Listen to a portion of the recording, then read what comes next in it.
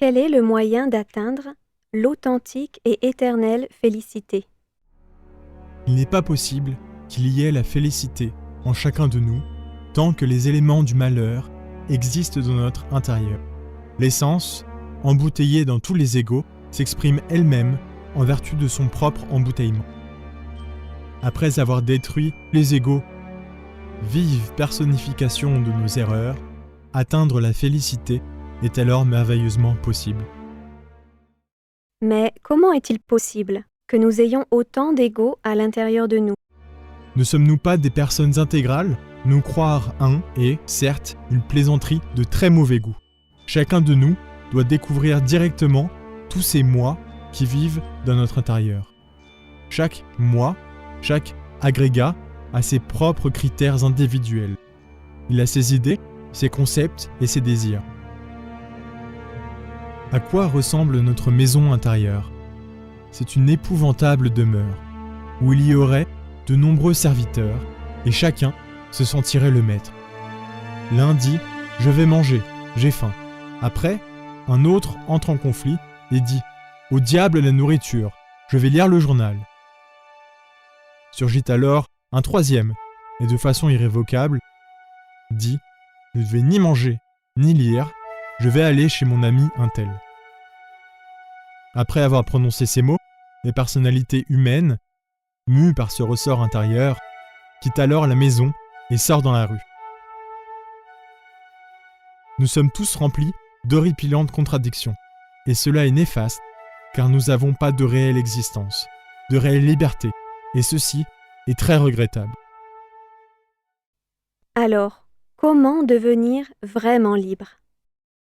Un homme est ce qu'est sa vie. Si un homme ne travaille pas sur sa propre vie, il perd misérablement son temps. Indiscutablement, notre propre vie est composée de comédies, de drames et de tragédies. Est-il possible, par hasard, qu'une comédie ou un drame ou une tragédie puisse exister sans acteur? Alors, si nous voulons changer notre propre vie, que devons-nous faire? Il ne reste pas d'autre remède que de dissoudre les acteurs des comédies, drames et tragédies. Et qui sont ces acteurs? Je vous dis, en vérité, que chacun de ces acteurs vient d'époques anciennes, de très loin dans le temps. Chaque moi est un livre à plusieurs tomes. Les moi sont nos propres défauts, nos propres erreurs, contenues dans la profondeur de notre psyché.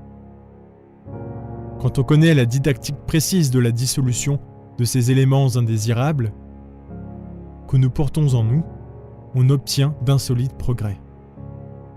Pouvez-vous alors nous parler de la didactique pour dissoudre les égos ou moi?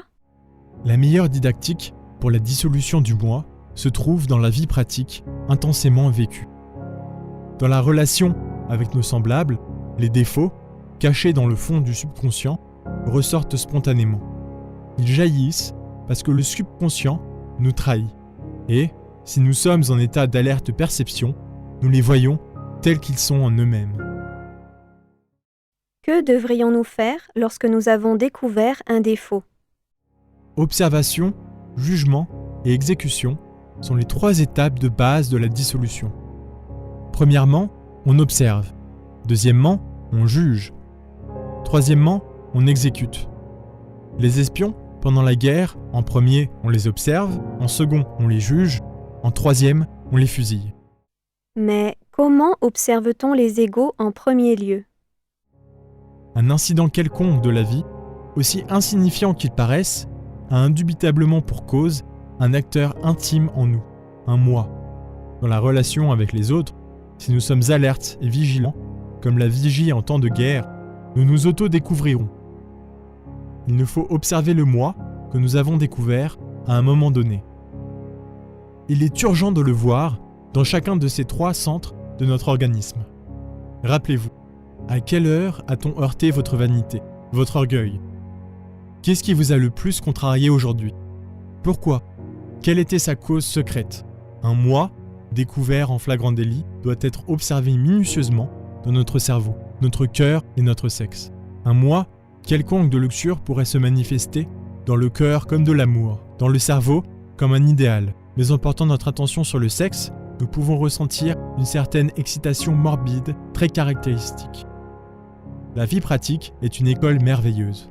N'importe quelle contrariété, n'importe quel incident peut nous mener, au moyen de l'auto-observation intime, à la découverte d'un moi, que ce soit celui de l'amour-propre, de l'envie, de la jalousie, de la colère, de la convoitise, de la suspicion, de la calomnie, de la luxure, etc., etc., etc. Mais nous n'avons pas utilisé le sens de l'auto-observation auparavant. Comment pouvons-nous l'utiliser maintenant? Au début, l'étudiant ne sait pas par où commencer. Dans une telle situation, en prenant avantage des moments les plus critiques, des situations déplaisantes, si nous sommes alertes, nous découvrirons nos défauts les plus saillants. Parfois, nous pouvons commencer avec la colère ou l'amour-propre, ou par la malheureuse arrière-pensée de la luxure, etc., etc.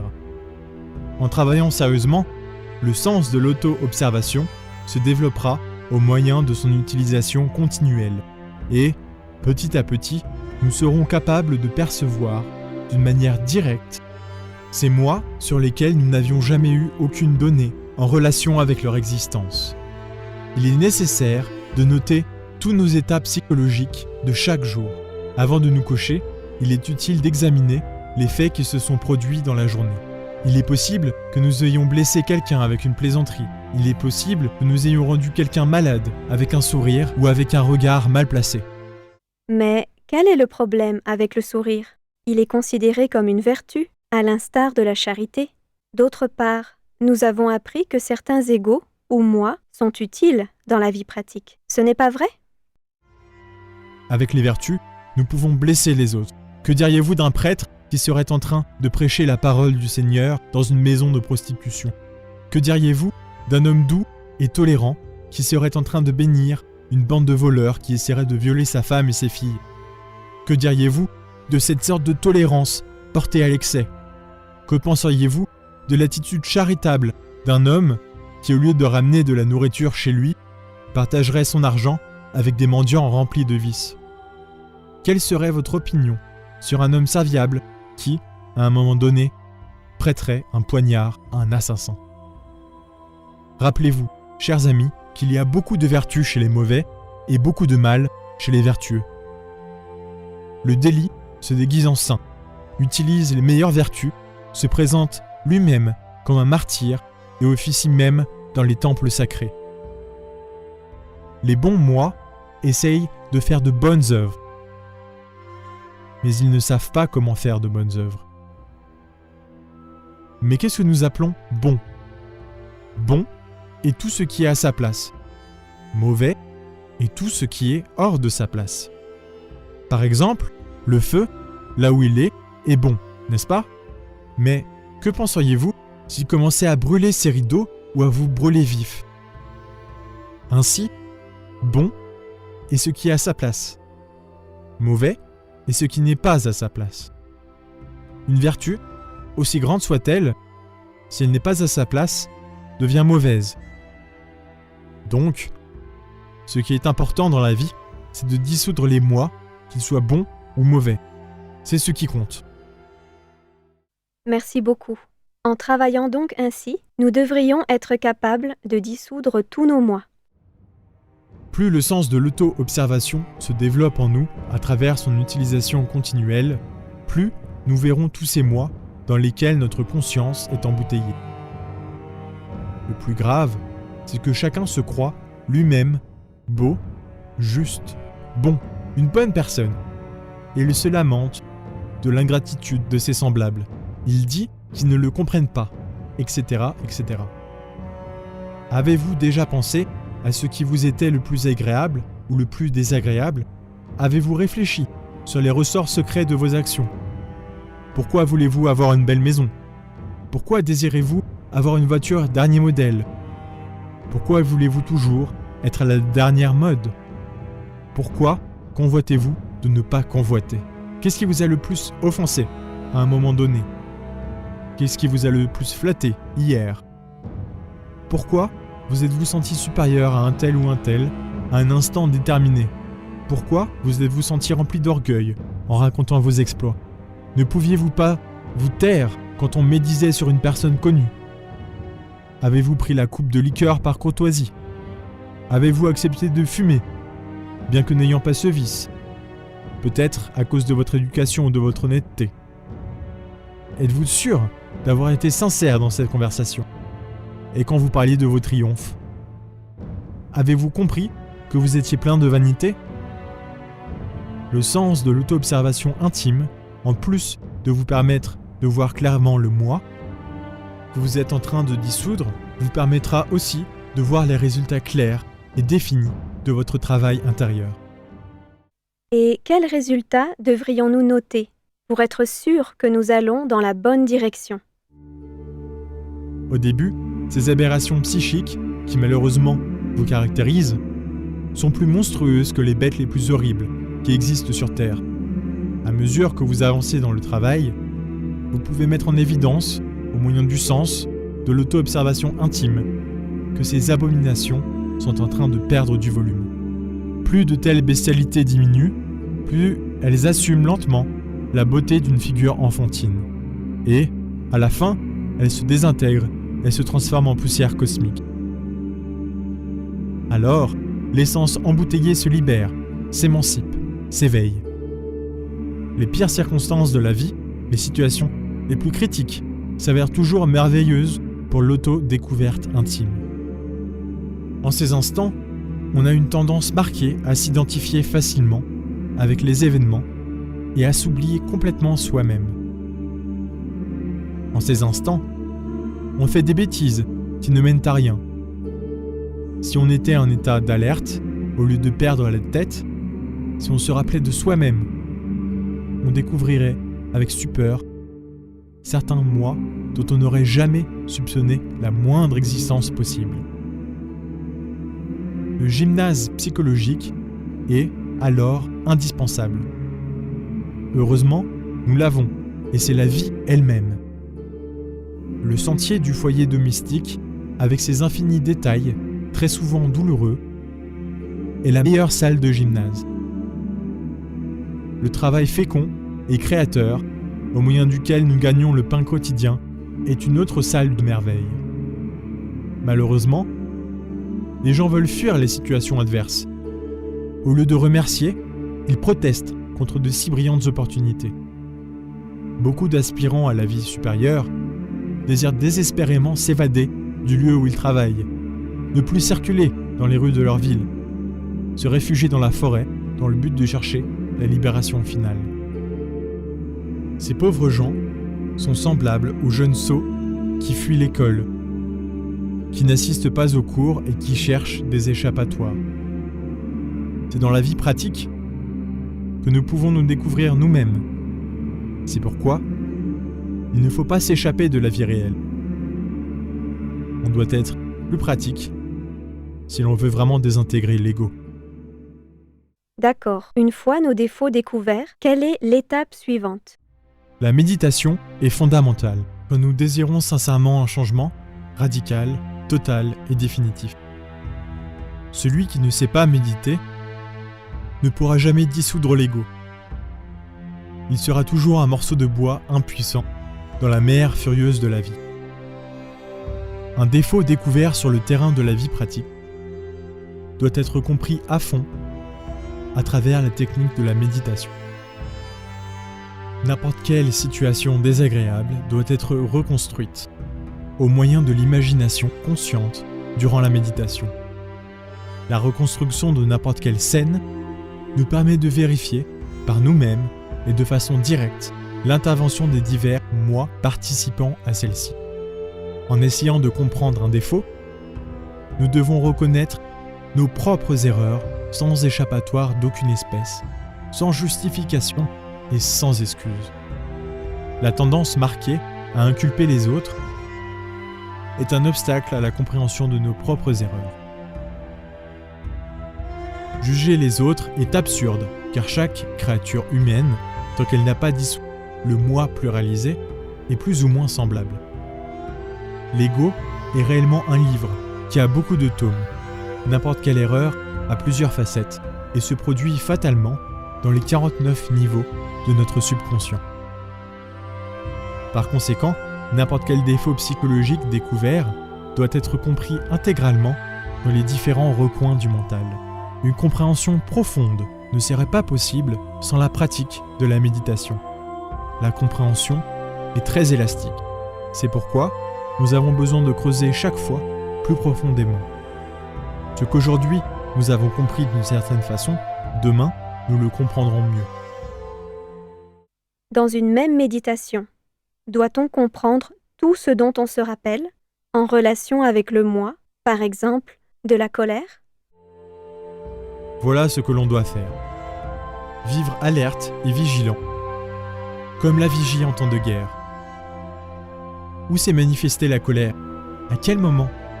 Pouvez-vous vous rappeler de la situation? Pouvez-vous visualiser le moment où vous avez ressenti de la colère? Alors, vous allez travailler sur cela dans la méditation. Nous devons commencer sur des faits concrets, clairs et définis. Et ayant compris chaque défaut de cette manière, que devons-nous faire ensuite? Avancez sur le terrain de la compréhension, avec le ferme propos d'éliminer l'ego, le moi-même. Vous devrez passer par de grandes crises émotionnelles. Si l'eau ne bout pas à 100 degrés, ce qui doit être désintégré ne se désintègre pas, et ce qui doit se cristalliser ne se cristallise pas. La désintégration de n'importe quel agrégat psychique est seulement possible sur la base de travaux conscients et de souffrances volontaires. Évidemment, si nous ne passons pas par de grandes crises émotionnelles, nous ne pouvons pas arriver à la cristallisation de l'âme. Quand j'ai revécu, précisément, le moi de l'amour-propre, qui était très caché dans les replis les plus profonds de ma psyché, j'ai ressenti une grande douleur. J'ai dû passer par de grandes crises émotionnelles. J'ai beaucoup souffert, oui, beaucoup, et je me suis vraiment repenti. Alors, j'ai réussi à ce que Devi Kundalini Shakti pulvérise un tel élément indésirable. Merci beaucoup. Que pouvez-vous nous dire au sujet de la troisième étape de la dissolution de l'ego? Il ne serait pas possible d'exécuter un moi quelconque sans l'avoir préalablement observé et jugé. Le mental peut se donner le luxe d'étiqueter un défaut avec tel ou tel nom, mais il ne peut pas, par lui-même, dissoudre un défaut psychologique. Il nous faut, de toute urgence, un pouvoir flamigère supérieur au mental. Heureusement, il existe en nous ce merveilleux feu que les anciens alchimistes du Moyen-Âge ont baptisé du nom mystérieux de Stella Maris, la Vierge de la mer. Tous les peuples anciens ont adoré ce dieu mère, symbolisé par le serpent sacré des grands mystères. Si dans le monde purement physique, nous avons un père et une mère, au plus profond de notre être, nous avons également notre Père, qui est en secret, et notre divine mère Kundalini. Il y a autant de pères dans le ciel que d'hommes sur la terre. Dieu Mère, dans notre propre intimité, est l'aspect féminin de notre Père qui est en secret. Le principe féminin de l'Éternel est aussi appelé Isis, Marie, Tenantine, Cybèle, Rhea, Adonia, Insobert, etc., etc., etc. Chacun de nous a sa propre divine mère particulière. Dieu Mère est une puissance électrique, inconnue de l'humanité entière. Elle est la seule qui a le pouvoir effectif pour désintégrer les aberrations que nous portons à l'intérieur de notre psychologie. Stella Maris est la signature astrale de la puissance sexuelle humaine. Stella Maris, le feu philosophal qui se trouve latent dans toute la matière organique et inorganique. Les impulsions psychologiques peuvent provoquer l'action intensive de ce feu. Et alors, la décapitation du moi devient possible. Certains moi sont décapités au début du travail psychologique. D'autres au milieu et les derniers à la fin.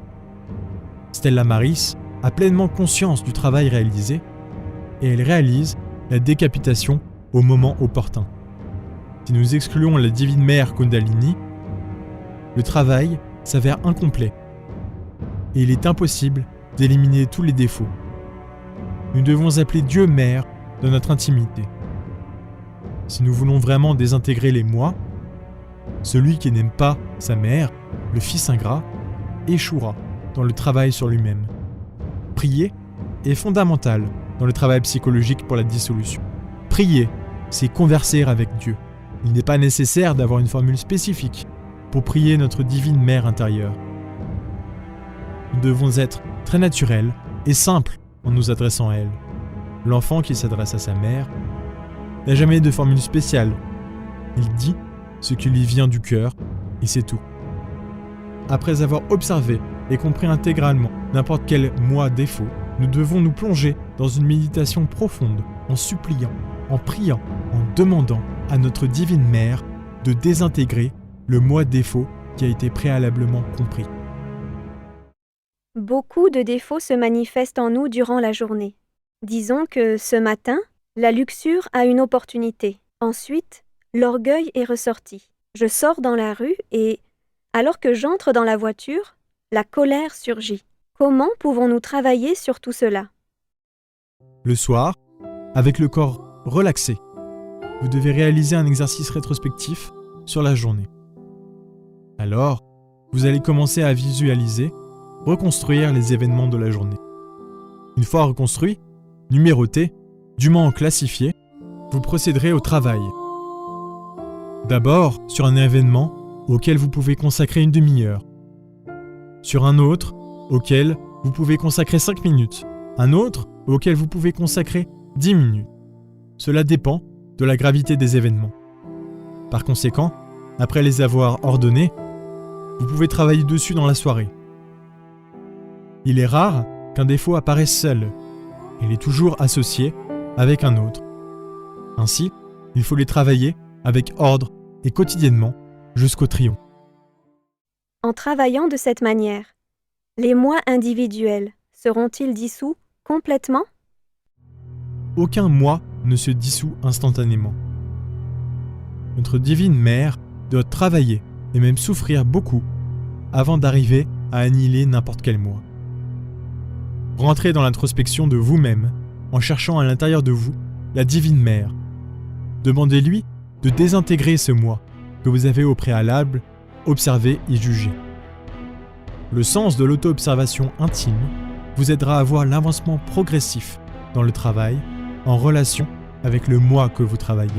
Les bonnes intentions sont inutiles et ne conduisent nulle part. Il est inutile de répéter tous les jours « je ne serai plus en colère », car les moi de la colère vont continuer à exister dans nos profondeurs psychologiques. Il est inutile de nous retirer du monde et de nous enfermer dans un couvent ou de vivre dans une caverne. Les moi, à l'intérieur de nous, vont continuer à exister, même si nous nous croyons des personnes honorables, qui tiennent leurs paroles, qui sont sincères, courtoises, charitables, etc. Tant que nous n'aurons pas dissous les agrégats psychiques, nous continuerons d'avoir à l'intérieur de nous le vol, la convoitise, l'adultère manifeste ou secret, l'ambition pour avoir de l'argent ou des pouvoirs psychiques, etc. Si nous ne désirons pas vraiment passer par la décapitation de l'ego, alors nous sommes en train de nous tromper nous-mêmes, de défendre notre propre pourriture. Nous agissons de manière hypocrite. Dans la psychologie révolutionnaire, la nécessité, pour nous, d'une transformation radicale devient évidente. Et celle-ci n'est possible qu'en nous déclarant à nous-mêmes une guerre à mort, sans pitié et cruelle. Toute tentative de libération, aussi grandiose soit-elle, si elle ne tient pas compte de la nécessité de dissoudre l'ego, est vouée à l'échec.